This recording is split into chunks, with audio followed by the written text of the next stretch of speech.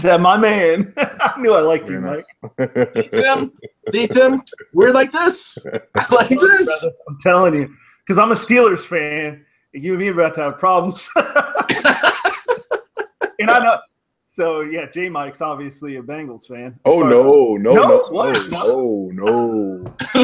I just reside here. I'm not from these parts. So no, me and Gabe are on a lonely island over here as Jags fans. So I like the Jags. Not a Bengals fan. Actually, I would much rather root for the Steelers when they play the Bengals than actually root for the Bengals. So yeah, no issues over here. Good. And when you go over to London, like, is that you still going to be all in on this? At that point, I have to be. I mean, if I'm gonna ride with them in Jacksonville, then they're the first international team across the pond. So I have to ride, right? That's true. Guys, be quiet. We're live. They're seeing behind the scenes footage right now. We don't like to show that much of behind the scenes footage. We have to be at least a little professional. Yeah, whatever. We literally just lost that viewer, so it was probably Casey. Like, oh my god, again. Good grief. All right, welcome into the Dynasty Happy Hour Open Bar. It's really not that aggressive. Cheers. It's more like welcome to the Dynasty Happy Hour Open Bar, where we drink and talk football sometimes. But we mostly drink. That is certain. Okay, I'll introduce everyone. Then it's story time. Okay, don't let me forget. I'm drinking. Don't let me forget. I'm drinking. Story time, Gabe coming. I got it, but I want y'all first. So welcome in to everyone. We do this every week, Wednesday, 9:30 Eastern. We bring on some people, some guests. You know, my host and I, J Mike. We do it live. We do it live. And we drink, we talk football. And so join us live, or you can check the podcast later on, whatever's clever. Speaking of co-host, it's J Mike. How you doing? Man, what's happening? We had an absolutely ridiculous, crazy week 3. I told y'all last week Rams-Niners was going to be lit. I told you last week. Y'all laughed in my face. And I want apologies from everybody. This is true. Oh, good stuff. No, I'm happy to be here. I'm excited about the crew we have on tonight. This is a lively bunch. I swear, it never. We never have three guests of the same. It's always different. I can't really say more than that. It's just. I mean, it turns out that we're all people and we all have DNA. So that makes us all pretty diverse, I guess, huh? Biology, right? Yeah, we'll show you. Wow, that's really deep. That's really real deep.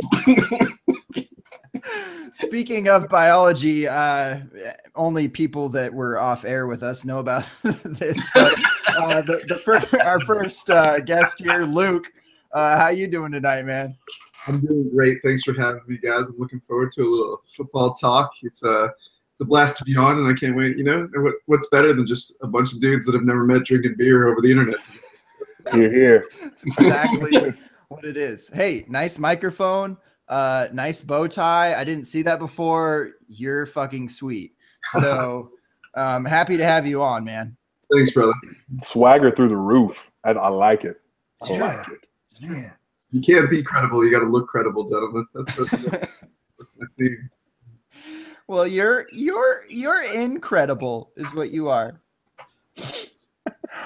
I didn't want to get there this quickly, but you're okay. Next guest, Michael Stepney. How do you got it correct? I want you to pronounce it with some like Stepney. Yeah. You got it right. Stepney. Right, how you doing, man? That is correct. It is the correct pronunciation, sir. Well done. Thank you. First time out. Not many people get it right in the first try. I am impressed. What do you usually What else get? could they say? Yeah. I mean, I don't know. Stephanie. Got you. All the stupid shit. Yeah. Step nah. God damn it. It's step me. Step elbow or like I don't know. No, step Me. Michael, we got Michael Stephanie with us. Oh gosh, Michelle Stephanie. Okay. Now I'm just going off the rails now. Well, thanks for joining us, Michelle Stephanie. We just fell apart. All right. And last, but definitely least. Definitely least. Definitely least. Yeah. Definitely. I started saying that. I was like, that's not even factually correct at all. It's Tim. How you doing, man? Doing well. Least by every measurable metric of human prosperity. So, but I am. You didn't even explain. You jumped from biology right into Luke, and you didn't even explain why. I didn't want to. It's like the weirdest fucking intro ever. Speaking of biology, here's Luke. This guy is a biological specimen. So tonight we're going through the biological transformation of Devontae Parker. It's really fascinating. But well, we can tell the story real quick. Would you? I mean, let's do some more intro stuff. Luke, you're not a biologist. That's what I kind of thought you said, but you're not. What are you?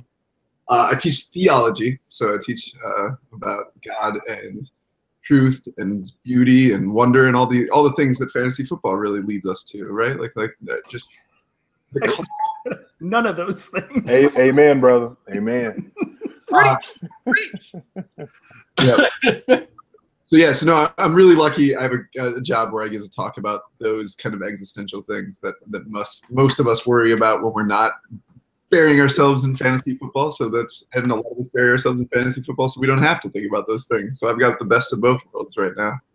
Yeah, so that's where that comes from. You can really form.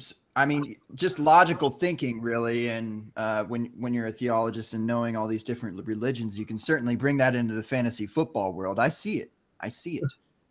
Yeah, I mean, listen, you have to be able to think in different perspectives. It helps the most when you're trading with people, right? You just learn to pay attention to what people actually want, and that's a lot of fun. I mean, honestly, if you love people, then fantasy is the right place for you. It's a nice community.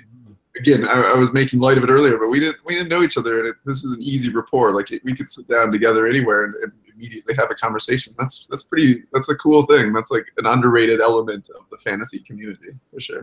Luke, I already sense this vibe that you might be the new Jake. You might be the new Jake Anderson for our show. Jake, shout out to the big homie at NFL Draft Talker. He's been on 2-3 times now. Gabe, 2 or 3 times. Yeah, we're about to give him a jacket. Yeah, I could, Luke. I can see you being the next Letterman on the list. You're in the pipeline.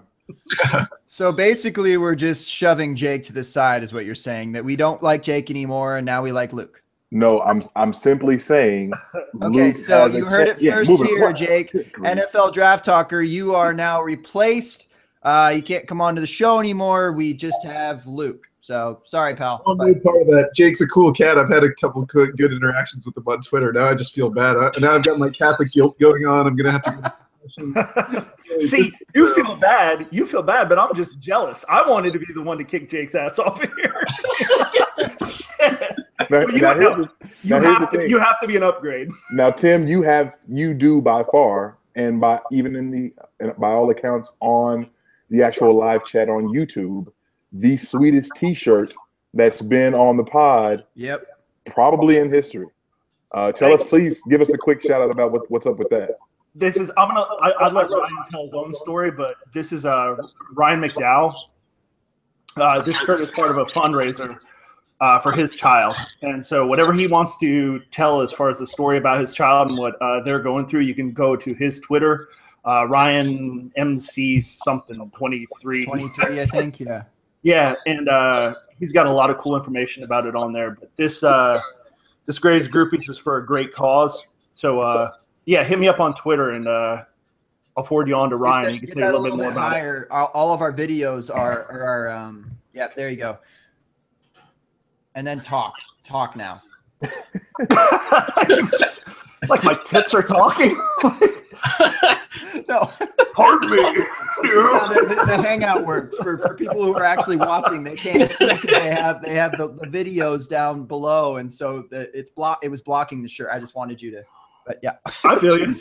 good shirt. The majority of people will only hear this, but there are a select few, including my mom, who will actually watch this.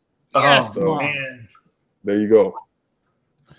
Good stuff, though. Absolutely agreed on that. Real quick, what are y'all drinking tonight? I am drinking this really dark beer, and then I'm moving on to something with a little surprise. A surprise. Wait, you got a surprise? Yeah, I got a surprise. All right. What are you drinking out there, Mike? Actually, I am drinking absolutely positively nothing. Oh. I will be the only Not sober even- person not even here. the water. He's like, I drank the water like 2 minutes before we went on air. I didn't need time to go back and get another one. That's perfect. So you're well hydrated. We just have to know that information before we actually start drinking and go through with this show. That's good to know. Okay. Tim, what is that? It is. This is a now empty bottle of port that was half full right before the show started. So let's consider that a disclaimer, shall we? Yes. Listen, man, I'm impressed, Tim. You actually are drinking port. Like, that's straight out of Portugal. That's one of the real ones, man. Oh, dude, this stuff's legit. Look, it's got a little seal. It's got a little seal thing on it. I was supposed to share it with my wife, but she understands. This is fantasy football. It's a podcast. Yeah, I've made it to the big time. Oh gosh. I'm gonna celebrate. Oh, I'm gonna celebrate. Welcome into fantasy stardom. We always start here at the Dynasty Happy Hour Open Bar. I'm gonna hang around after the show and do autographs if anybody's interested. If I could just send my sneakers your way, and then that'd be great, man. Tim Turner, people's champ. I love it. Yeah, man. It is. This is the first time I've signed a pair of K-Swiss. Wow, dagger. I'm pretty sure that's a teacher joke. Dang. So I'm drinking a little Leffe, a little blonde from Belgium. That's what I got. Holy shit. Yeah. Bye, Jake. Yep. We got it. It tells me on the bottle that it has subtle sweetness, accentuated with aromas of vanilla and clove. That sounds very complex for a beer, to be honest. That's what I'm drinking. So. I like that a lot.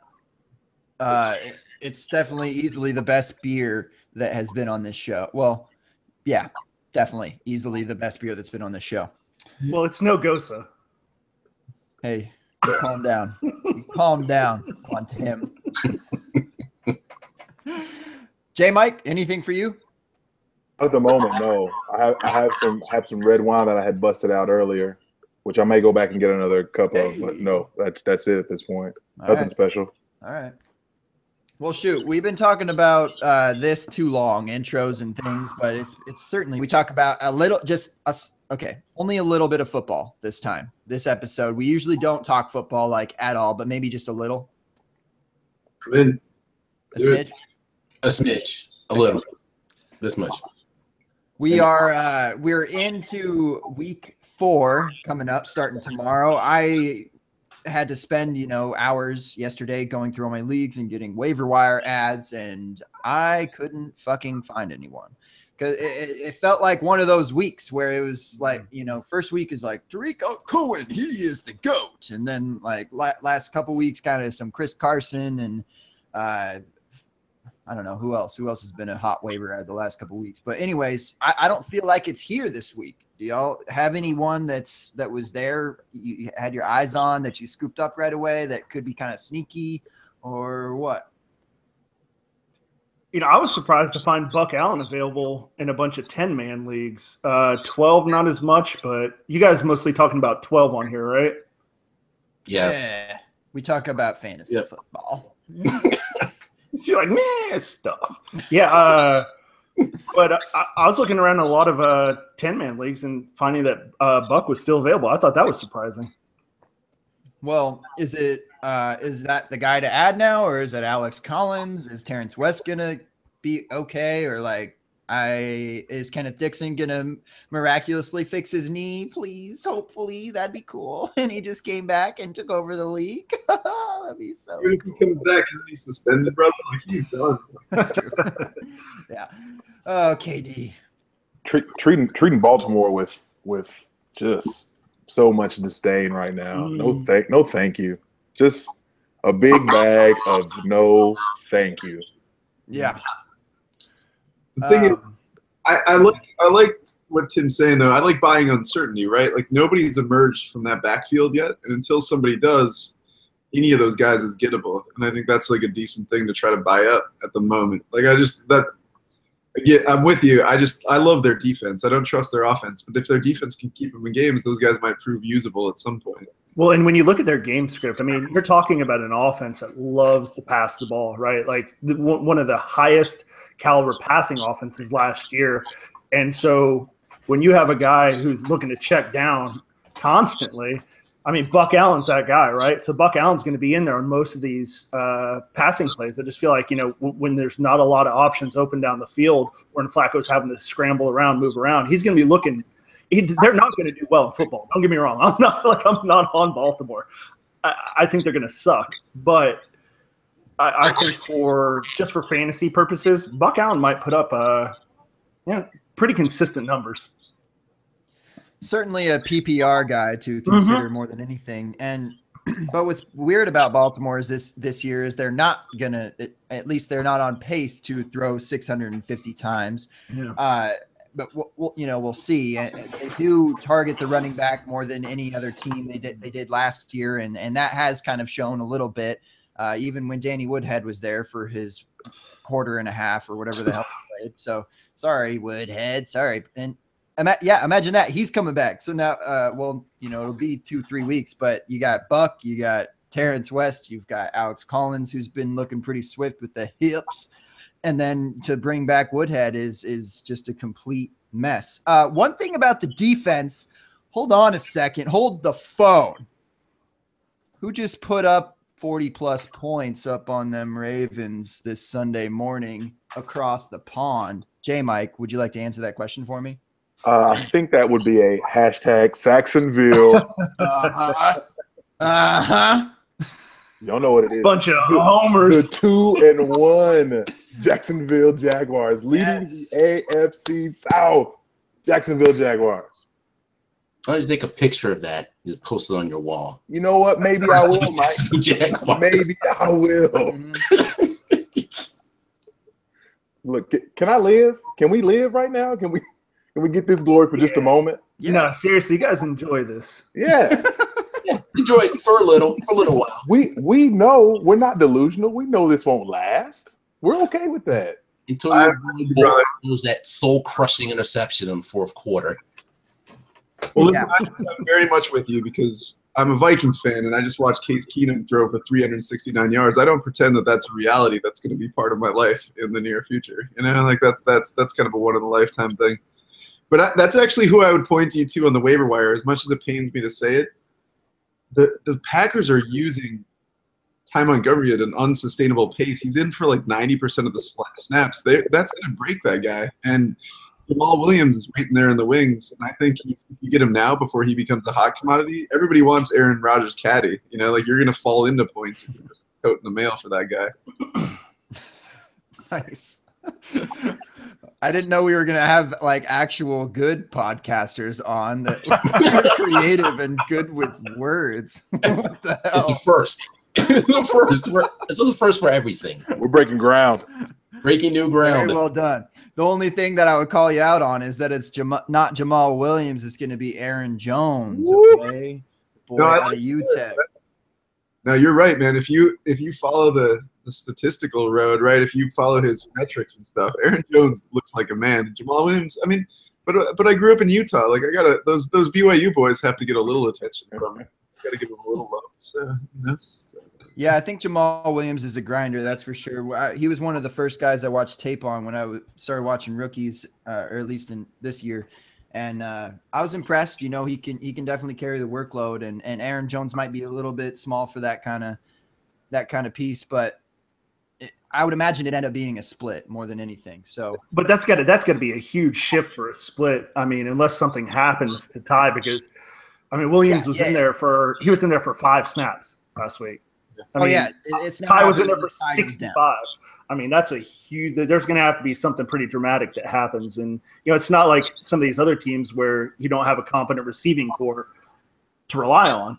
You don't have to all of a sudden start spreading around in the backfield, and so it'll be interesting to see. I'm with you though. Like Ty, there's no way Ty can keep this up.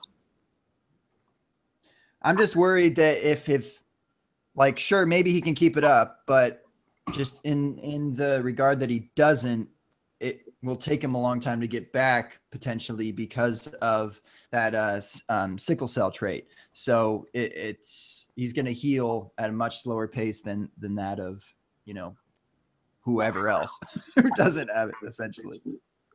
I mean, we know of 2 guys that have it. So, right. Yeah. That I know of.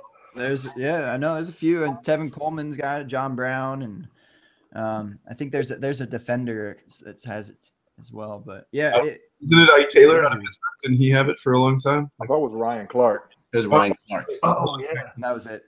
Yeah. Now I have a question for you guys. You might be able to talk me down. This is my weird, especially in Dynasty, my weird love lately has been for Derrick Henry. I've just fallen head over heels for this guy, and I'm willing to pay like more than I probably should for him. So my story is that he's independently valuable, and if anything happens to Marco Murray, I just like that offense is awesome, and that line is awesome, and I see him just being explosive. So, am I wrong? Am I right? Like, are you going to affirm me or condemn me? Like, what's going on here? Are you just getting him now, or did you get him early on?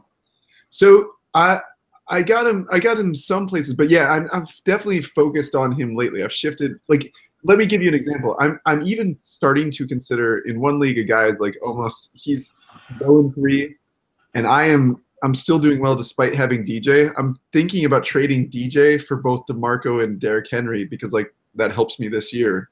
Is that an overpay? Do you think? Like, is that a bad? Is this redraft? No, that's Dynasty. So that's what I'm talking Dynasty about, right? Like I'm giving up DJ, but I'm getting a guy that I'm in love with, I like that discussion. Yeah, I mean, if you're trying to get it this year as well, I think that is the type of move that you would need to make to make that push. If you were just kind of rebuilding, maybe not as much, just because of that situation. But that's definitely intriguing, and maybe even DeMarco Murray's not done. I mean, yes, he's probably not going to be a Tennessee Titan next year, but he could land somewhere else that just needs a fill-in kind of guy for the year. So as far as long-term in Dynasty, maybe it's not a terrible idea either. It's a good pairing to have this year, I think, because of the potential of Murray leaving and Henry, of course, doing what he does. So if you're sitting at 0-3, guys, is that accept for you? Like if you're 0-3 and you're the DeMarco Derrick Henry owner, are you taking DJ in a heartbeat? Like when I send that off, or not necessarily? Yeah. I don't think somebody's going to. I think they want to win right away. Somebody's 0-3 is desperate. They're not going to take somebody they have to wait on for weeks and weeks and weeks. I wouldn't. Maybe you have to wait a week or two then, and just kind of try and I don't know. I wouldn't try and step in and coach their team too much, but maybe you can kind of help them realize that, like, look, you're looking at next year at this point. look, your team fucking sucks, man. You're gonna be that guy. No, never mind. I started saying it out loud, and then I was like, no, it sounds really douchey, actually. I don't think I would do that. You're like that guy at the end of the night that's pointing at the heifer at the end of the bar and telling your buddy, like, dude, you can't be picky. It's 2 a.m. You gotta go rope a crippled one out of the herd, man. Yeah, I'm not sure I want Gabe sliding into my DMs with those kind of offers. Pretty bad. You really are bad at this fantasy thing, but let me help you. So that's really interesting though, because when you look at that, I guess, and like you said, what makes it most interesting to me is the fact that it's dynasty, and the fact that you're looking at a guy like Derrick Henry, like you were saying, Luke, who has value to some degree and like flex value now, and also has the potential to become something fierce in Tennessee. I was just looking it up. The offensive line for Tennessee, the oldest guy is 28 years old. So you see they put together a group that's young, incredibly talented. They're opening up holes left and right the last year and 3 weeks. And Derrick Henry, while not the most agile of the bunch, is an absolute hammer. So you're looking at a guy who's legitimate, like top 5 upside for you. So if you're the guy that's giving DeMarco and Derrick Henry, I think that Derrick Henry has more value, at least in my mind. So it's great by you to try to throw that out there. But if I'm him, I don't know if I take that deal either. Particularly in Dynasty, obviously. Nice. No, thanks for the insight, guys. Like I said, that was my story. You guys have anything that's really bothering you, or? Yes. on that Derrick Henry thing, don't you think that if DeMarco Murray would have went out quickly like Ware did, wouldn't Derrick Henry be this season's Kareem Hunt right now? Wouldn't he? Maybe not with the long 60-some-odd yard runs and whatnot, but he's definitely like a guy who's definitely going to get the work and be fantastic. Yes, without a doubt. Yeah, he would have got caught from behind on those, but I don't know about your leagues, but Kareem Hunt's not that fast either. I mean, that's the thing. Whoa, Henry's faster. Whoa. We can't go down this Kareem Hunt isn't fast road because we'll have to get Adam Spinks in here. He goes absolutely livid about this whole speed thing between Kareem Hunt and Tyreek Hill. When you look at their speeds on the field, we're not talking about their 40 times, right? We're talking about their speed when they're actually running a play. And for most of the their speeds on their plays through next gen stats, he's actually been faster than Tyreek Hill. And I don't think you can get that. Interesting. And yeah.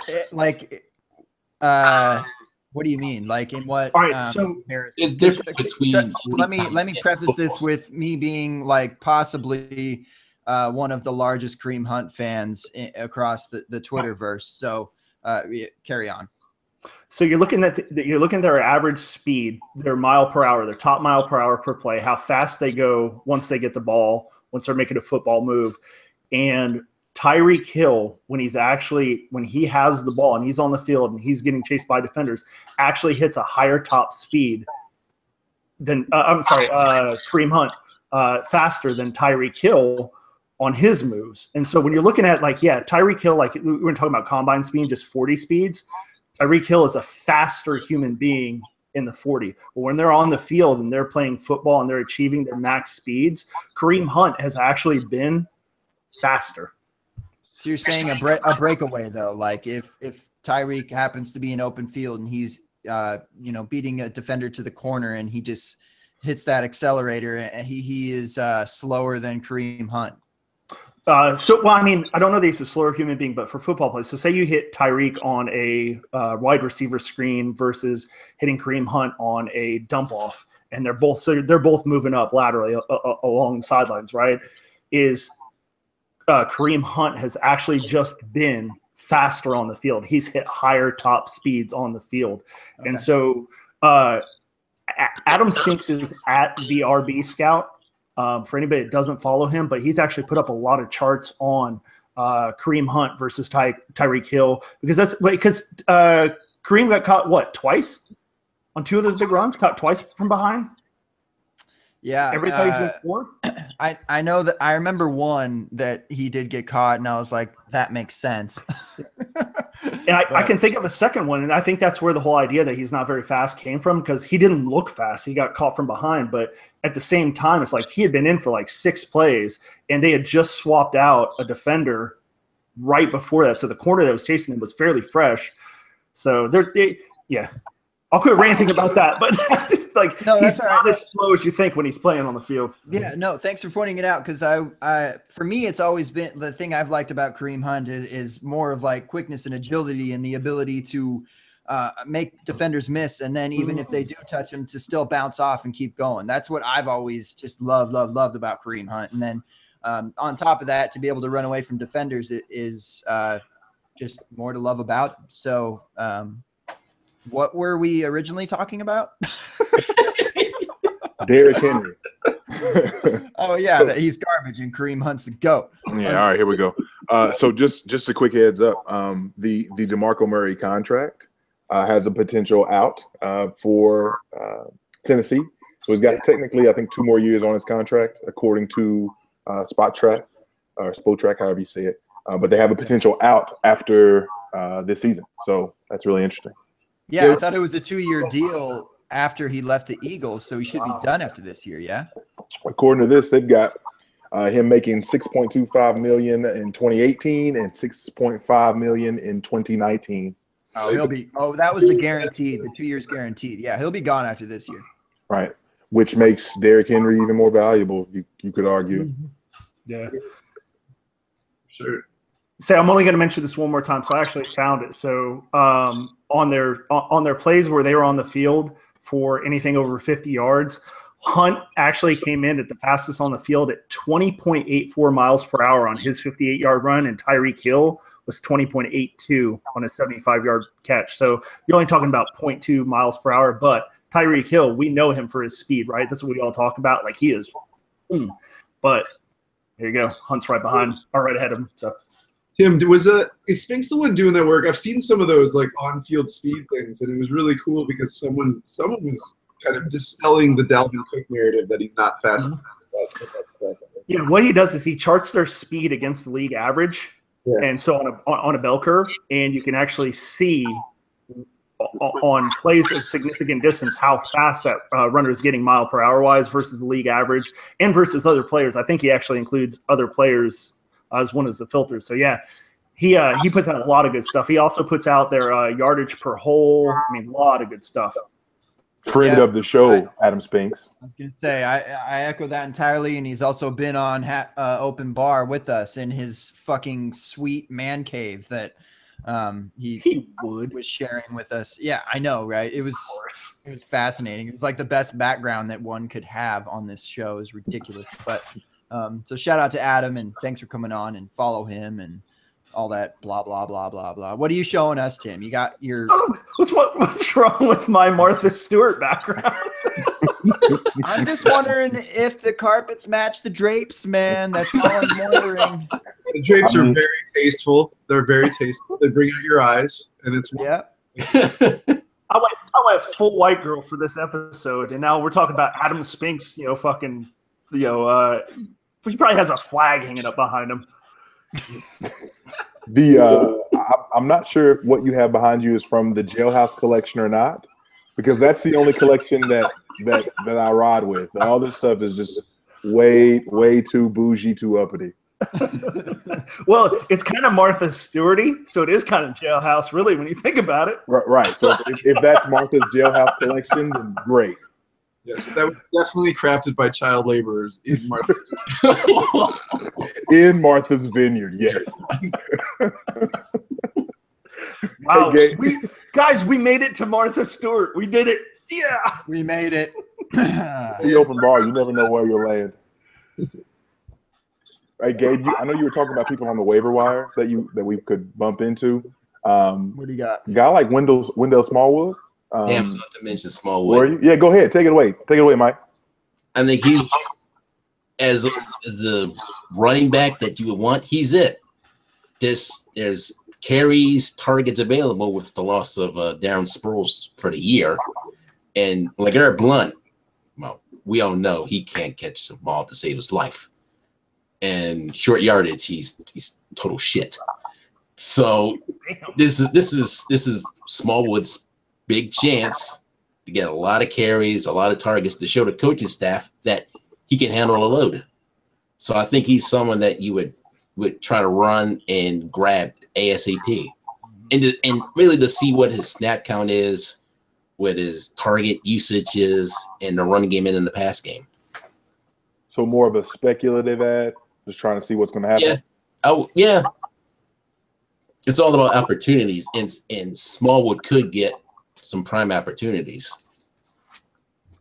He reminds me of Cohen in that regard. Like when we looked at Tree Cohen, we didn't know what to expect, but we knew there was something there. Like I see the same thing with Smallwood. Like you have to grab him just based off of opportunity. Yeah, but Peterson has to be committed to running the ball. Unlike Chicago, they are committed to running the ball. Mm-hmm. They don't want Glennon to run the ball at all. Would you? At all? Would you? No, not really. No, not really. No. I mean, it's like a double death nail because it's John Fox as the head coach, Yeah. married to Mike Glennon and his horridness, and it's like, yeah, we're gonna run the ball a whole lot here. Yeah, Exactly. what happened to the whole John Fox hates rookies narrative and like Tariq Cohen's an RB1 this year? John Fox is And Jordan Howard last year. I mean, I don't know. Looks like that narrative's Well, I out mean- the door. We forgot about it. I don't know. Look at the last game, man. But like, I thought Jordan Howard's shoulder was going to fall off, and they still just kept Now he's off pounding the him in injury there. report. God, like, I mean, this you're talking about a dude like when contact was coming, was turning away from it because he was so scared of getting hurt, and they're like, nah, Fox like leave him in there, he'll be all right. So you might be right. Whoa. Oh yeah, this was my surprise, by the way. It's kind of less surprising now. You got Holy Ghost again? I do. I'm gonna un-Yeti here. I'm gonna do this just for the Quantum Oh, you're because fancy. he's my Goze boy, and I mean he likes to say Goza, but we all know that it's, You know, man, if you're trying you're to be doing that on purpose. it's Goze. So here we are. Just because you drink rosé. Exactly. That's exactly why I want to say it that way. What kind is that? Is that a dark brew? What are we talking there, Gabe? Give us the Martha Stewart explanation about your dinner party that we're drinking. So, actually pronounced a goza. This is the holy goza. Kind of reminds me in between a saison and a I don't know, like cider-ish. It's like in between that for me is what goza tastes like. But this Anderson Valley, that's out of Cali. I'm out here dropping rhymes each and every time. So, yeah, you watch. It's good though. It's refreshing. It's really good for summer. That's my big thing with gozas is like it feels like I'm just hot. I'm cooling off with some goza. I know the feeling. Yeah, you do all too well. Hey guys, real quick, back to Wendell Smallwood. Can I say something real quick? Please. Can I just say something? Well, you're gonna say it anyway, so let's go ahead and say it. It's probably true. I think you're right, Michael, that opportunity is incredibly important. It's just really hard with the Eagles because their snap shares are all over the place. I mean, yes, Sproles is gone, so that's a big move. But that first game, I mean, they were really riding LeGarrette Blount. Next game, they were riding Sproles. And then last game, they were riding Smallwood. And Blount closely behind. So it's like, yeah, I think he has the most opportunity to like be something more important, like I guess a Tariq Cohen type, but I don't really compare him as such. But I think he's definitely good in the passing game, and he can definitely carry a workload to have that first and second down work. But with LeGarrette Blount there to pound that rock that between the tackles, he should be able to, I don't know, at least get half of the work. So we'll see what happens going forward. But I'm interested to see what happens with Smallwood because he's not terrible athletically and a decent profile. So I'm curious. My eyebrows are this. For the viewers, for the listeners, my eyebrows are raised. 2 eyebrows raised. Carry on. God. So I'm gonna take a picture. That should be a nice GIF. Raised eyebrows. Oh no, we don't have to get into the pronunciation of No. GIF. Oh, okay. All right. No. Hey, so can we talk about the more obvious and even better pickup this week of Chris Carson? How excited are you guys about Carson this week? Jesus, Carson should be picked up long. Nice out. Right, but he is still. I mean, damn it, I should have probably looked up how owned he was before I said something. But when you look at Procise being out right now, Carson's only 57% owned. That was fucking quick, right? Nice. It's like he was texting. He was like, "Yo, Tim, the fuck." So I just had to dig deep. It's, we got a theology major, but I'm like a theology. All right. So anyway, no, Carson's only, he's less than 60% owned, but man, Procise being out, and they have a great matchup this week. Like all of a sudden, Carson is borderline RB1 this week. Like he could put up 18 to 22 points pretty easy this week. That's pretty exciting as far as picking somebody up that's not fully owned, don't you think? I mean, it's a great pickup, but is anyone listening to us on a Wednesday night afraid, or are they playing in leagues where Chris Carson's the own? If they are, I want to play with him. I want to join those leagues and win them.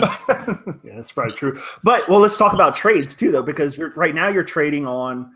So going into this week, I traded for Carson a couple times because you're trading off of hope. And I think a lot of people, unless they're professionals and they really, really, truly believe in game script, they're looking at the offensive line, they're looking at the defensive matchup, they're looking at off season. If they're looking at all those things, they have a very, very educated guess that Carson is going to blow up this week. He really should.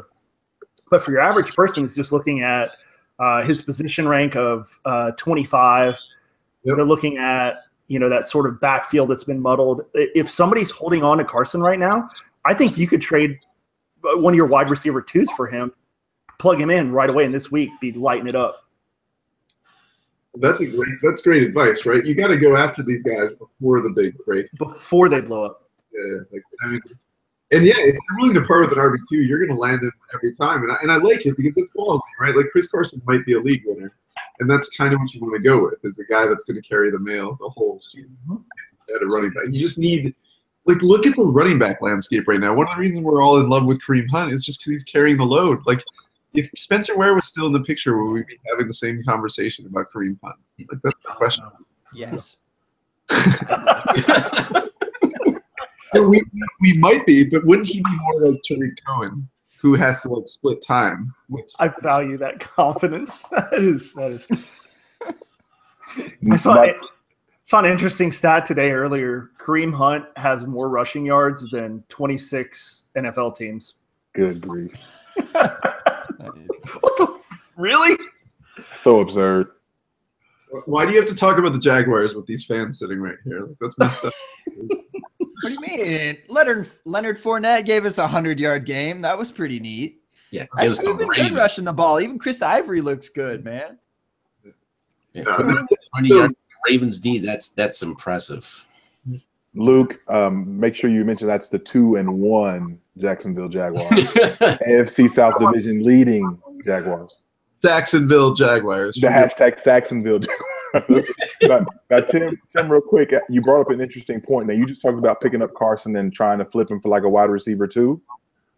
No, I was saying if you have a wide receiver too, if you have an attractive wide receiver, you could probably get a hold of Carson right now because people don't know that he's proven. So okay. I'd be going after Carson. I like that. Okay, so this is a non-PPR league that I'm looking at in terms of where receivers currently stand. Would you rather have DeAndre Hopkins or Chris Carson? Chris Carson. Chris Carson. Really? Yeah. This quarterback situation. Will Fuller coming back. Yeah, Will Fuller's coming back. And Fuller actually takes a pretty large chunk out of Hopkins' targets when he's in there. So, definitely Carson, because I think once we've all been waiting for him to have the chance. That's what we've been waiting for all year, is for him to have this opportunity to do across, 20, 25 carries, what he's done on 10.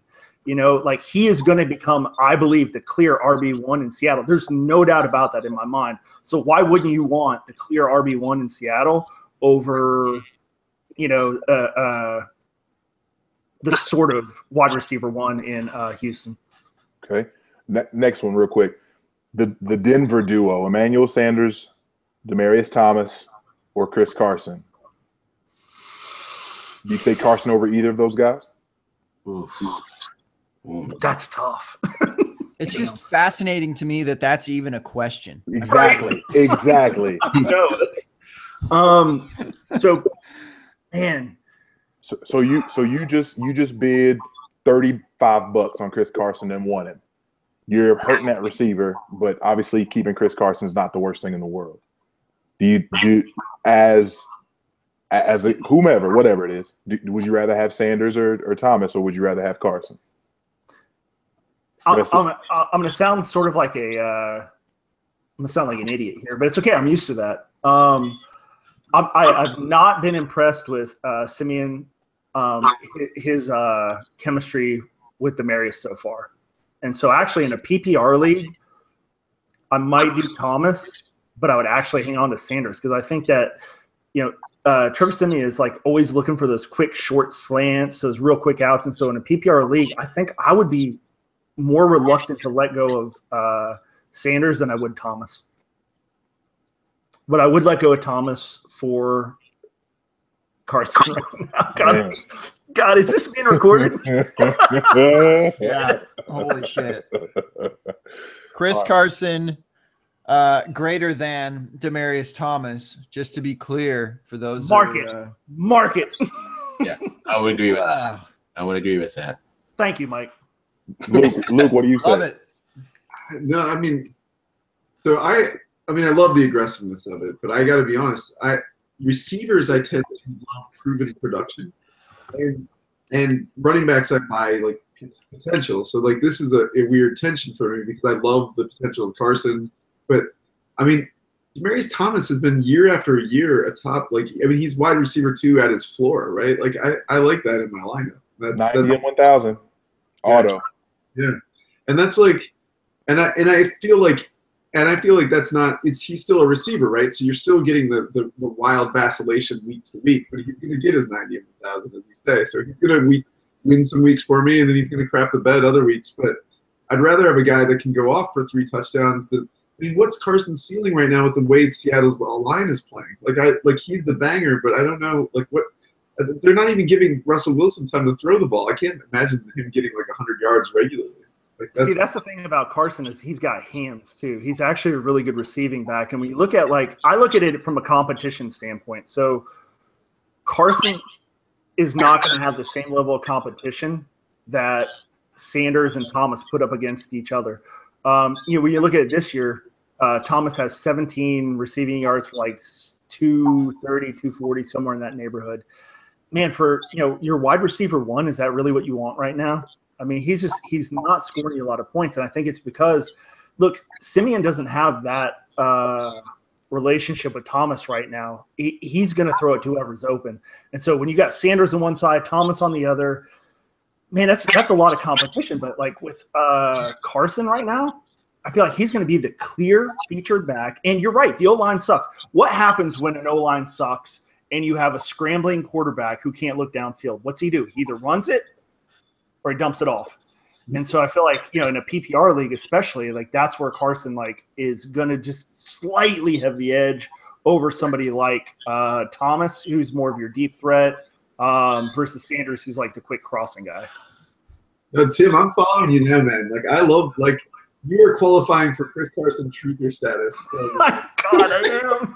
This is like Trevor Simeon last week. I mean, Simeon's like the 6th or 7th round pick, and whatever, and he's going above Tom Brady and Drew Brees, blah blah blah, from Zach last week, and now Tim, you're coining the Chris Carson 7th round pick. Put him over Manny Sanders and over DT. No, I didn't put him over Sanders. I kept Sanders over him. I put Sanders and Carson over Thomas. Why does anybody listen to anything I say? What the fuck? So let's talk apples to apples for a minute. If you're the Mark Ingram owner, would you rather Mark Ingram or Chris Carson if we're talking running backs? You got to easily say Chris Carson if you're arguing. I don't know. Yeah, I would think you're still saying Carson. I see Mark Ingram so much of a higher light, though. Yeah. I think his skills are fantastic. I wish Sean Payton didn't hate him. I guess that's the problem. Yes, because Mark Ingram has shown that he can carry the mail, he can catch the ball out of the backfield. he is the most complete back in New Orleans. So I don't understand why, when we pair him with Drew Brees, knowing what we know about the Saints every year with the offense being as prolific as it always is, that Mark Ingram somewhere down the line doesn't outright take hold of the situation, outside of the fact that Sean Payton just does not want to give him the rock or give him the opportunity to do it. So I guess that's the tension that I have. I love Mark Ingram. I think he's fantastic. I think he's a better player than Chris Carson, but the opportunity that Chris Carson has right now is absolutely fantastic, and he's not a slouch either. So that's tough. Yeah. We get tied to players' names, right? We get used to seeing what they're capable of, and we have to ignore the situations that they're in. And that's a really tough thing to do, I think, as a fantasy owner. You look at a guy like Mark Ingram, you're absolutely like, if I had to put the two together and say who's a better running back, dude, Mark Ingram, like all day long. Like, I like Mark Ingram. I love Mark Ingram. Get rid of AP, ship his greedy ass out of there like he didn't know what he was getting into. Boo fucking who. Really? Like, you knew what you were getting into. You're washed. All right? Just deal with it. But I think my Viking soul saying like that. now, Kamara should be the only threat to Ingram, especially on passing downs. Like, and Kamara's a badass. He really is. For PPR, he's great. But you're right. Like, you look at in that offense, that should be an easy decision. But yeah, take a guy like Carson in the situation he's going to be in, and all of a sudden, situation sort of overrides pure natural talent as running. We're not talking about NFL, right? We're talking about fantasy. It's different. You're right. I mean, Rob Kelly scored 3 touchdowns in the NFL last year. Like, yeah. Rob doesn't like run as fast as us, and I rarely say that about an NFL athlete. Like, but he is not a fast man. But he's in the right situation. You know? Chris Carson, the enigma. Just man. So this is going to be the center point of our conversation. Like, I can't wait to see Carson, because I'm telling you. God, I tied myself. I tied my non-existent reputation. No, the only person that's going to give me shit from now on is going to be my wife, who's like 2 rooms over, who pays attention to fantasies in several leagues herself. She's going to be giving me shit for this for weeks. No, honestly, I loved Chris Carson from the moment he started showing out in preseason. Yeah. And when drafts started up back in like August, I made an effort, like, just let Chris Carson slide to the late round, like 12th, 13th round. I could sneak in and grab him, just stash and sit, and just see what happens. If he hits, it's a big old lottery ticket. It's a home run. If he doesn't, I cut his ass and I move on. All I needed was an opportunity. And, big, fat, washed Eddie Lacy, he wasn't nothing. Other than to show he was nothing, and it shows he's nothing. Only competition behind him in front of Carson is Thomas Rawls. And Thomas Rawls somehow can't stay healthy. Every time he steps on the field, something happens. Something happens to him. A shin, an ankle, a knee. And it just all Chris Carson just kept on balling. You're right. And the opportunities are there for him. And Rawls was undrafted too, so it's not like they're married to him. So like that's the thing. Yeah, both Rawls and Carson are undrafted free agents, so they're gonna both let them ball out, try to show that they can stay in the league. Yeah. Carson is showing it by being available a lot more than Thomas Rawls has. That's why he's gonna end up being the RB1. The best part of ability is availability. So who you guys steering people towards as far as streaming options this week at quarterback? By the way, Chris Carson, fucking amazing in DFS. I was looking that up, $5,400. Like, smash the fuck on that. Wow, goodness, wow, that's stealing. Yeah, sorry, yeah, streaming QB though. Have at it. I think I got like Jared Goff. I've got maybe Carson Palmer, Kaiser. Of course, he helps himself and the other team. I've got fortunately, I got got you guys, QB Blake Bortles. As ugly as it sounds, I'm discussing him as a streaming option. It might be ugly. It probably will be. Who last week, if you started Blake Bortles, was a week winner for the 2-1 AFC South Division leading #Saxonville Jaguars. That's gonna be on your tombstone. In case you didn't hear about it, I just want to keep the people informed. No, like you were just saying though, one guy that maybe you're hating life and maybe your QB situation's really crap, but for whatever reason, if you can get your hands on the wide world of Carson Palmer this week, preach on against San Francisco. Hell yeah! Please start the man. Yeah, please start the man. So I don't have 1,000,000,001 stats to back that up. Shout out to the homeboys over at the Gut Feelings Pod. This is my gut feeling right now. This is Carson Palmer last week who gave Larry 1,000,001 targets on Monday night against Dallas. I don't think San Francisco's pass rush has been anything like they had hoped with all those first rounders that they have. And that is a spot where Carson can smash at home. I am 100% full stream ahead, Carson Palmer. Yeah, and I had him as one of my streaming options last week, and he came through. And I'm probably gonna write him up again as a streaming option again this week. No, that's well said, Jay. My easy target is the man, the myth, the bare naked buttocks of Jay Cutler. Oh God! Woo, smoking. Yeah, that's another guy down to my article, Jay Cutler. I mean, it's as intuitive as it gets. I mean, we target the Saints, right? When we're targeting a streaming quarterback, he's at home versus the Saints. There's got to be London. I was just gonna say, does the fact that they're in London scare you at all, Luke? Maybe. But it seems to me that one of the teams always goes off, and I guess I'm willing to bank on the Dolphins. They just can't possibly. These guys are incredible athletes, alpha males with incredible pride. Like, I don't want to go down like their due narrative, but like those guys aren't going to lay an egg 2 weeks in a row. Like, there's just no way they post a donut 2 weeks in a row, and that's just. I believe in Devontae Parker. I believe Jarvis Landry has some dog in him, and I think they're going to fight out there. And I think it's easier to fight when you're fighting Saints cornerbacks. So. Jarvis Landry with his 13 targets, 10 catches for 60 yards. That's Jarvis Landry.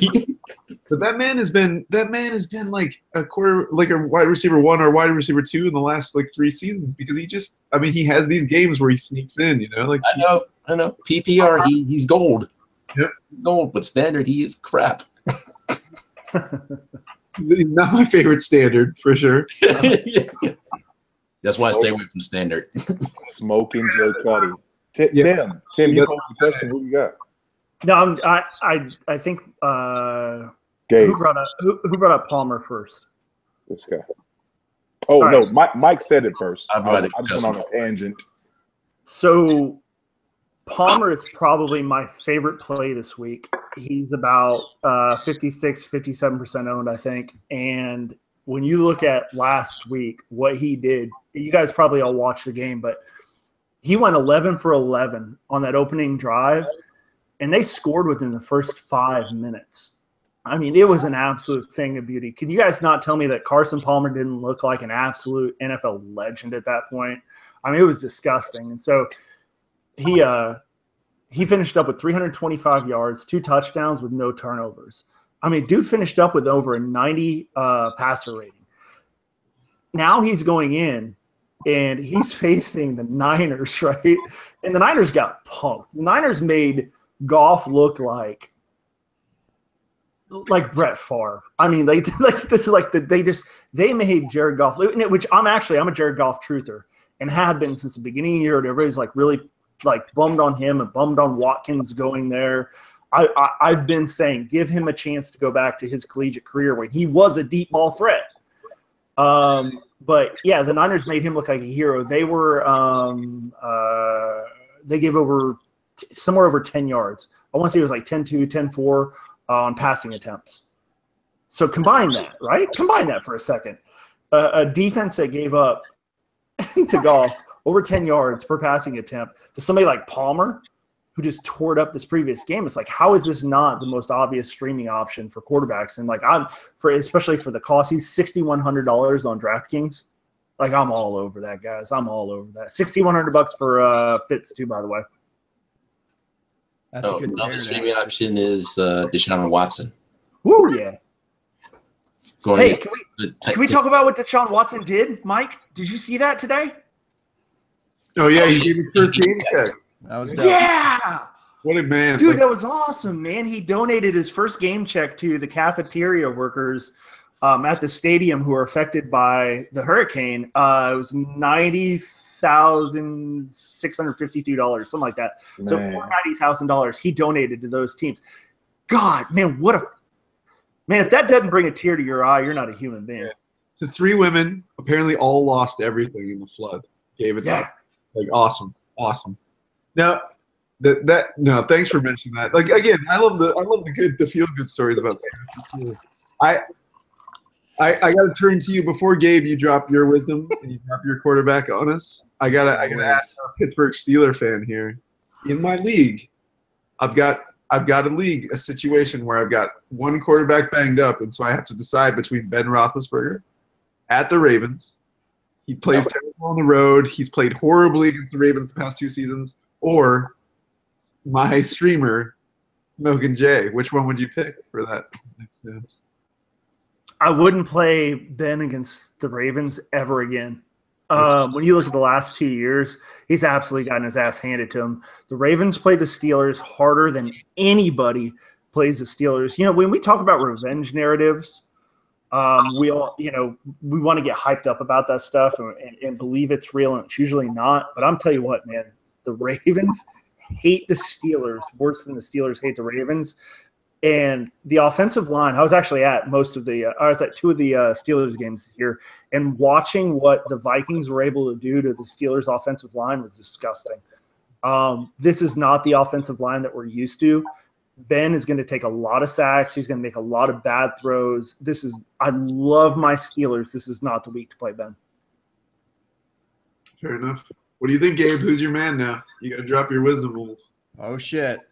Agreed on the Ben avoid. That's for sure. Is he on the road as well in Baltimore? Yeah, he's on the road here in Baltimore. Yeah, the whole home road split narrative for Big Ben, and I agree with you. I mean, not just that he's on the road, but he's on the road against the Ravens. I'm not touching that. But my guy.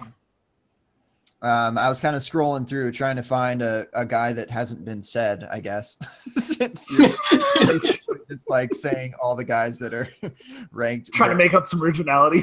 Yeah, exactly. Trying to make something up and try to, fight my way out of this hole that I'm about to dig is the Red Rifle himself, Andy Dalton.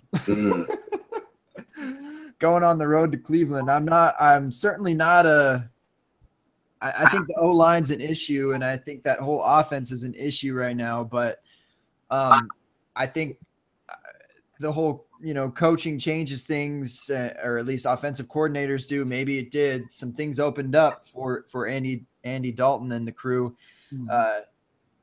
They were at home. They're going to have to go on the road against Cleveland.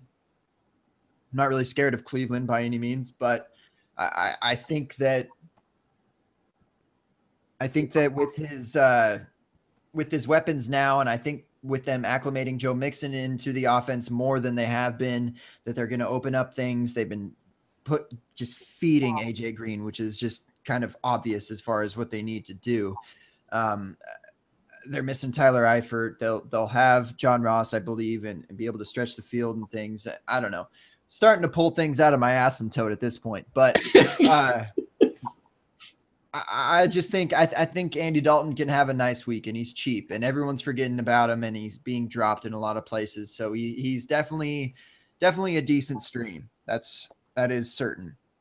And don't look now, but Mixon just got 18 carries last week. Yeah. Mm-hmm. Yeah. I'll start feeding. Could be an interesting offense to watch there. That's good. Yeah. I mean, Yeah, that Bengal first half, I mean, it looked completely different than the first two games. I mean, it was crisp, fast, it was sharp. It might be the laser effect. I don't know. Like hell. And AJ Green was cooking like the second half, like, where the hell they go? Where the hell they go?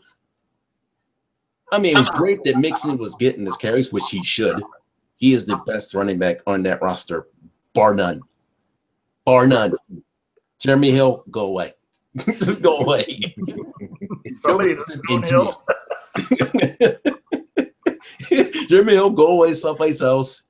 Try to Jeremy revive Hill your watching career. like, fuck, man, come on. Now, What yeah, I ever do to you? you got your shot and blew it. Go fuck off. It's Joe Mixon and Gio Martin in the backfield, and it's AJ Green getting at least minimum 10, 11, 12 targets a game.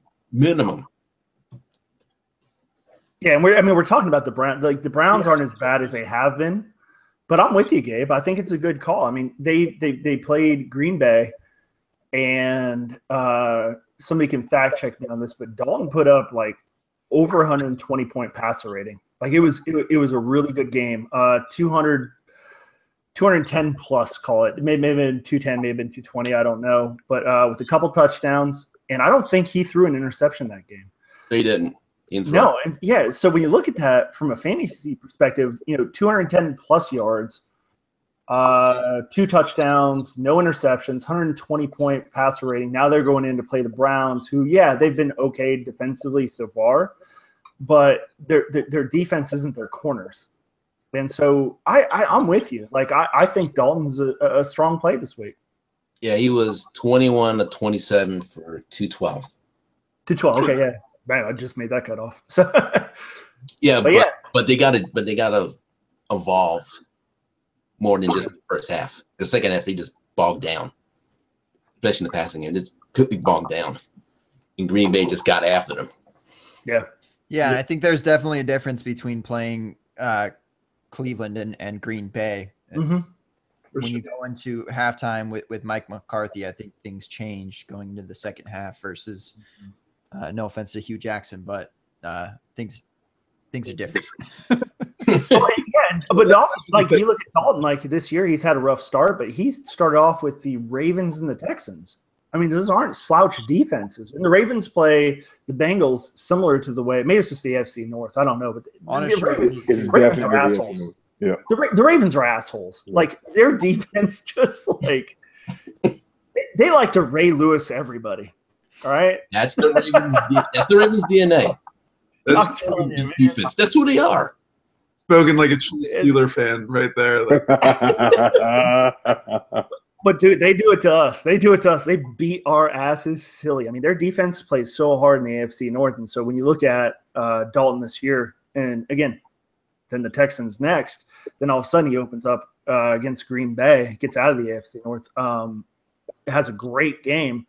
Now he's playing the Browns. I don't think the AFC North narrative, I don't think the Browns can carry the same flag that the Ravens do. Sorry. No, actually, I thought Gabe's insight was really good. And the odd thing is, I'm not afraid of Cincinnati playing too poorly. It's actually the other guys that you mentioned. I'm actually worried that Cincy's defense shows up and they just take it to the Browns. Like that there won't be a need for volume passing from Dalton. They're just going to run all over these guys. That's actually my bigger concern, is that this is one of those weeks where Cincy finally shows up and the Browns are rebuilding and they're better, but they're not going to compete. And so I'm just worried that you're going to see like a Mixon, Gio, and Michael's favorite dude, Jeremy Hill show. Like, that's my favorite guy. Yeah. That's fair. I mean, the Jacoby Brissett-led Colts just destroyed the Browns in the first 2.5, 3 quarters of the game, and then they started fighting back a little bit. And that wasn't really necessarily due to the run game. It was more so to just the Browns not playing well and Brissett playing okay. He's actually looked decent. A little Brissett note there. No, but you're right. I mean, and I think that actually speaks to your point why Dalton's such a good call. like I love T.Y. Hilton, but I mean AJ Green is head and shoulders above that man as a receiver, and like AJ has yet to really get his this year, and he might just enjoy this game a lot. Yeah. No Joe Hayden either Yeah. to mess with him. So And not that that was an issue anymore, anyways. Right, Joe Hayden's washed, and Yeah. Joe Hayden's washed. He did. Hey. No, he is. Joe Hayden's washed, man. Hey, this is a really good time to change the subject. Hey, check this out. Check this out, Gabe. This is Hey! a hibiscus gosa. Dude, It's a gosa that actually How's has. that? It's actually pretty damn good, man. It's from Boulevard Brewing Company. Boulevard makes some great beers. And I was a little. So it's a sour ale brewed with sea salt, coriander, and hibiscus flowers. It totally matches my whole Martha Stewart thing I have going on. That beer matches your eyes. I'm not drinking it right now because I still have this much wine left out of that much wine. But dude, I'm a professional. Bow down. Yep. hey, real quick, Gabe, can we get? We got a question in here in the chat. Shout out to Eddie who's watching us on YouTube. He says he's in a dilemma, and I know we got to cut short on time, Gabe. So just bear with me. Oh shit! Yeah, it is. So he says he needs to play 3 of these running backs this week.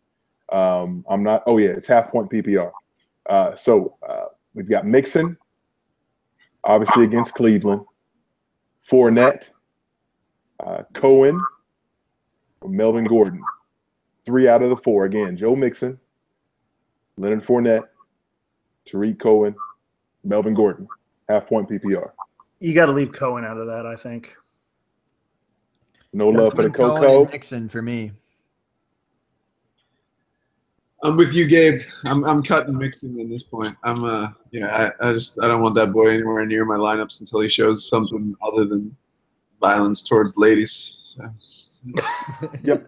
Y'all don't want Mixon against Cleveland this week? I don't understand that at all. Just have the. I don't know. Just I guess for comfort, I would prefer like Fournette and Gordon first, and then I would probably pick Mixon over Cohen just because it's half PPR. If it was full PPR, I'd consider Cohen, but I'd probably still swing on Mixon. I really think they're going to start involving him, and not. I don't really care that it's against Cleveland. It's more so because I'm still sweating that O-line. Like, it's atrocious. Like, yeah, he got 18 carries, but it was for like 60 yards. Like, it wasn't amazing. So he looks great, that's for sure. But I don't know, that the half PPR, I would lean more towards guys that have an actual role and that can play, 60 to 70% of the snaps. And that's going to be the Mixon, the Fournette, and the other guy, Gordon. Gordon's the easy play, yeah. But for me, it's between Mixon and Cohen, and I'd lead Mixon for sure. Yeah, so I still got to defend my Cohen pick. Like, part of it's the theology teacher in me talking. I've never been all about that Mixon life ever since I saw that video. But the other piece is like you and I and the average fantasy Joe on the street looks at that roster and says Mixon's the most talented back. I'm not sure that the coaches look at their roster and say that, right? Like, it's the same deal with Ingram that J-Mike, you made great points earlier. Like we love Ingram. Like, he's come through for so many fantasy guys in the past. But do any of us forget that game last year when randomly he got benched for that fumble and then Tim Hightower fumbled twice and didn't get benched? Like, what the hell was Sean Payton doing? Like, it was just – like, it was the biggest tilt I've ever had as a fantasy player, just watching Ingram just not get back on the field. And I think that's a little bit true with what's going on with Mixon too. Like, those other guys are going to stay in the mix, and I think Cohen's got to have the workload. So here's the thing about Cohen. Is you look at the week that he's following up on, where Howard just absolutely just smashed it. Howard looked amazing. He reclaimed that RB1 role. And now they're going in and they're going to be playing Green Bay. And Green Bay has only given up 86 yards passing to running backs this year. That's where Cohen stands out. He's not a smash mouth player. And so if they're gonna have success, they're gonna have to pound the ball. They're gonna have to run it. I just don't see Cohen having success against one of the best defenses against passing down running backs, especially after a week where Jordan Howard just shows out. That's the only. I love Cohen, man. I own him everywhere, but I'm scared of him this week. If I had to pick it between he and Mixon now, I think. Now, if you're the Bengals, you're looking to show Mixon what he's worth. Why not do that against the Browns? So, no, listen, Tim, you're dropping me insight on coriander beers, and now like I didn't know that about Bay defense. So, like that's great. But in fairness, like I also questioned. You were talking earlier, and a lot of us that watched that game watched Howard just man up, but he kept turning away from that shoulder on every run, like. Is that sustainable in a league where you just have these amazing men flying around at you that are 300 pounds and run faster at like 4.40? Like I don't know. Like, can he hold up again, like week after week? And I think Cohen's going to get his work. You know, I think he's long term. I wouldn't be interested in him, but if he was going to get injured, it would have been against the Steelers. You're talking about safeties like Mike Mitchell. You're talking about Ryan Shazier. You're talking about some guys that when they hit you, Williams, dude, they fucking hit you. And so he made it out of that game okay. If he shows up to this game healthy, Green Bay isn't quite as hard as far as their secondary goes, as far as laying down contact. They're more of a coverage. So I think he'll be all right this game.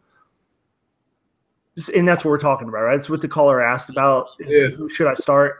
Yeah, that's why I would go with So, not to be lost in all of that, the game is in Green Bay, and it's a short week. So it is obviously this is a Thursday night game. It's going down tomorrow night.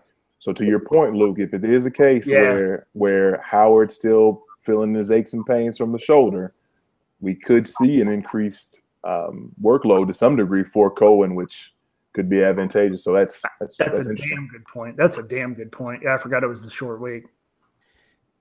A couple things here that I want to mention.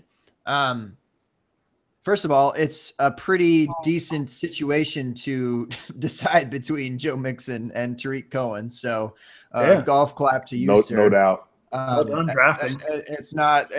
It might not be like an issue. Ultimately, you might end up just getting between 9 to 12 points between either of them, depending on a touchdown. By the way, Cohen missed on a touchdown just barely by stepping out in overtime by blowing off that huge run and could have had 8 more points. So we could be just smashing on Cohen right now had that play actually happen if we're just looking at box scores. But anyway, so I want to look at the Fournette and Gordon side real quick because Fournette actually kind of has a tough matchup with the Jets holding the Jai last week. I know the Jets kind of sucked the first 2 weeks, but maybe they figured something out on the O-line or the defensive line. I don't know, but maybe it's a tougher matchup than we think. And along with Melvin Gordon with the bone bruise going up against a pretty stout Philly defense, I mean, I don't know, just something to consider. I still think that you wouldn't get cute and you'd still play Fournette and Gordon, but I'm just saying that they're not the easiest matchups. I don't know if you're a genius or a madman. You're the first analyst I've ever heard use the phrase Jets and tough matchup in the same sentence. But I also use Jaguars in the same sentence, and that makes it relevant. Yeah, for sure. No, I mean that's a cool insight. Like, look, you guys, you're doing the right thing. You're bending around the narrative so people. I mean, the writer asked a good question, but listen. None of us are benching Mixon, none of us are benching Gordon or Fournette. They're the obvious. No. You gotta roll with your horses, not your ponies. Yeah, like I said, don't get cute. I mean, God damn it, Luke, quit being fucking good at podcasting. Yeah, Fournette and Gordon are easily the guys to start here. I'm just mentioning that I wouldn't be surprised. I guess Ajayi kind of had his issues with injuries, so maybe that was the reason why he wasn't able to smash on the Jets. But I don't know. I wouldn't be surprised, is all I'm saying. That kind of thing. Awesome. Yeah, I mean, so we're talking about like Ajayi versus those two. Is that the question? Tim's drunk. No, I'm like, yes, I am. Fuck it. No. I'm just drinking Gosa for fun, guys. Have you checked out my drapes? They're beautiful. This is the point in time where you want to fact check all of my stats. All of them. Andy Dalton had 178 passer rating last week. It's the point in night where I'm just like, yeah, it's right about here. Right about there. Eyes right now. We're just like, Tim's really insightful. We just nod along because we're half in the bag too. We're like, yeah, that's really thoughtful. That's no, guys, this was a total blast. Honestly, this was so much fun. Yeah, absolutely. This is fun. Yeah, J Mike, let's get the hell out of here. We're getting too drunk. Closing I'm done time. with my ghost eye. I'm about to start calling it something else, and I don't even know what it is yet. So, Yep. What are you pointing at, Tim? Stop it. What? Let's just go home. Yep. Ooh. Let's just Well Let's done. go. Okay, now we're definitely leaving. All right. Let's say our closing parts here. We'll go from right to left. Tim, say your parting words. Where can we find you? Say what you want to say. Yeah, you guys can find us on the Grapes of Draft fantasy podcast where we talk about wine and fantasy football. On Twitter at Quantim, Quantim Turner. There you go. See what you did there. It's cute. It is I like it. adorable. I like it. Dude, we have like 12 followers. Like, don't feel threatened. It is. No, I mean your it is Twitter an handle. angle less than 90 okay. degrees. It is a cute podcast. That is for sure. I meant Quantim. I like the Quantim.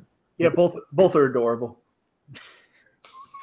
No, check out the podcast though, because you just started that one just a couple weeks ago, right? And you're on episode 4. Okay, yeah, go check it out. Great podcast. I just hopped in actually and listened to episode 3, and I'm excited for 4 because you've been hyping it on Twitter, so I'm ready. All right, Michael Stepney. Finally, you got it right. Let's go and get you. Michelle Stephanie. Michelle Stephanie. Oh, okay. All right, enough. No, let's go. I just realized you had a calendar behind you. What day is it, Michael? Very funny. Very, very funny. Well, you can find me. I'm a writer for the Fantasy Authority.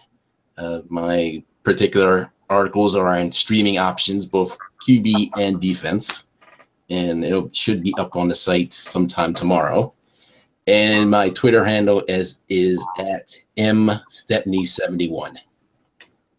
Love it. And we gave y'all some insight on some streaming QB plays this week. Yes. So you'll probably find a few of those in your article, yeah? Yes, that is correct. And I want to give a shout out to my good friend, the Casey Kasem. She gave me a shout out. She gave me a shout out on the last time she was on. So I would be remiss if I did not reciprocate. So, Casey, there you go. Got yourself a shout out.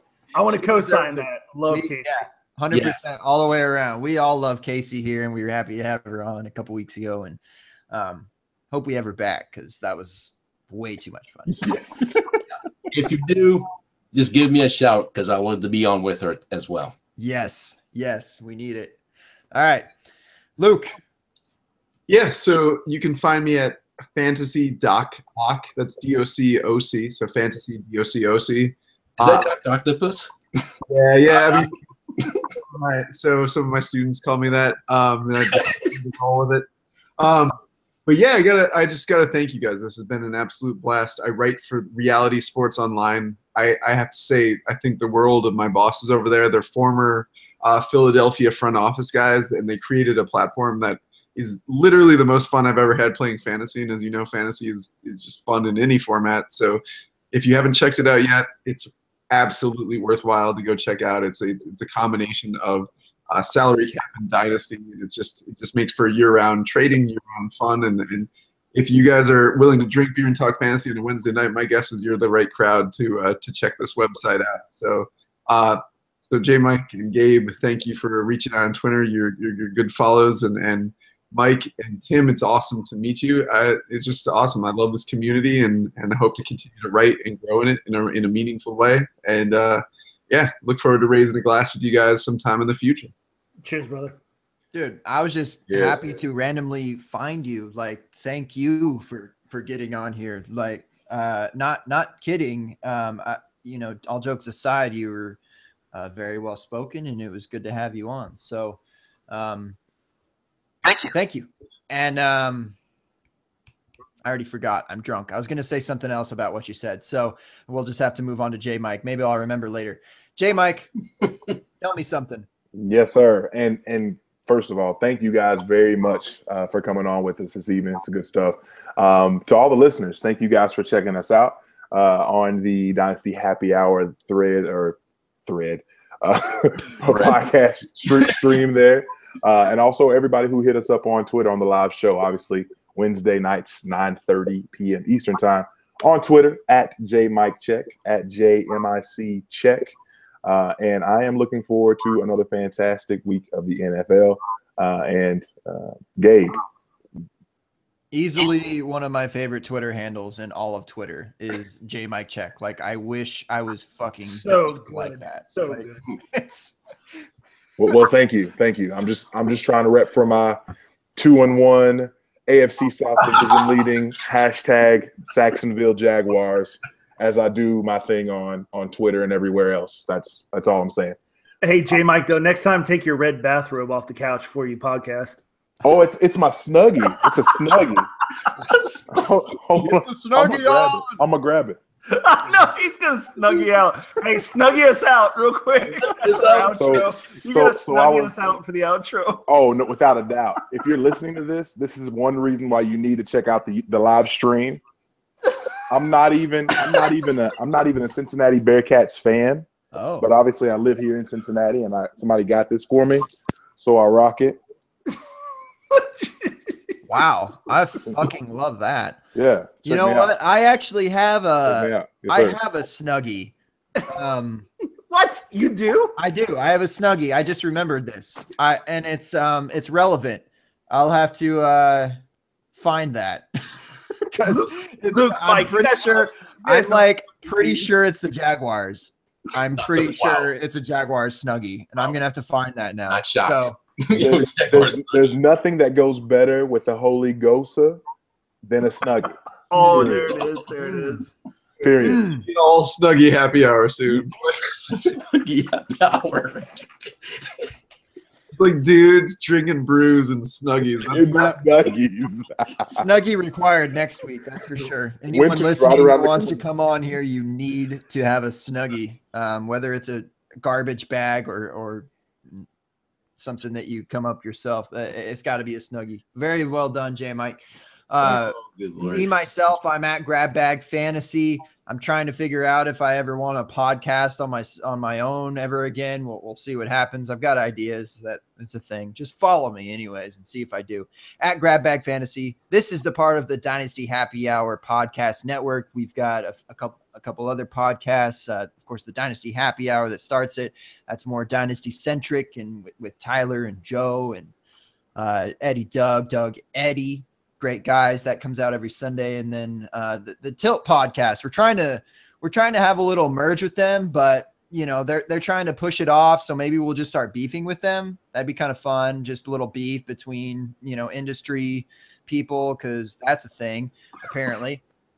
And so we got Dynasty Frank on there, Dynasty Tim, and Keaton Denley. They're great guys too. That's a redraft focused podcast. Go check that out as well. That's on when they record on Wednesdays. That's why we actually can't do the crossover as much, but that drops Thursdays usually, or Wednesday nights, whenever Tyler feels like it. But anyways, check them out. Check out any other podcasts that we mentioned. And, you know, little cheers, guys. You guys want to cheers real quick? Gotcha. Little cheersies to the camera. Beer, I would. Yeah, a glass, I would. That's true. That's true. Hey, we know that you're thinking about it. Yes, I am. Michael, you're thinking about it. Yes, I am. Yeah, big shout out to Mike real fast before we completely cut out. Mike's faithfully in the chat week in and week out. It's true. chopping it up with us. So, Mike, thank you for that, and, Yes. and thank you for coming on again. So, Yeah, big shout out to you, sir. Yeah, thank you. It was a complete honor and a blast to be on, and I hope to be on again relatively soon. It's gonna happen. It's gonna be a Casey Stepney episode. That's for sure. Oh, that should be fun. That's Yeah. gonna be fun. Yeah. All right. Well, thank you all for joining us. We will see y'all next week. Remember, we're here every Wednesday, 9:30 Eastern, and we live, but the podcast shows later too. You know, blah blah blah. All right. Yeah. See y'all next week, and deuces.